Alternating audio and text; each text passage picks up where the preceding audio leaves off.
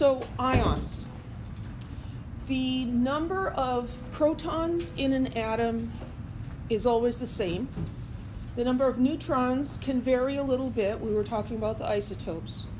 The number of electrons in a neutral atom will be equal to the number of protons. Because the protons have a positive one charge, the electrons are negative one. The atom is neutral, so they have to be equal in number. But in chemical changes, atoms sometimes lose electrons or gain electrons. And when that happens, they then have a charge. And a charged particle is called an ion. So atoms are neutral, ions have charges.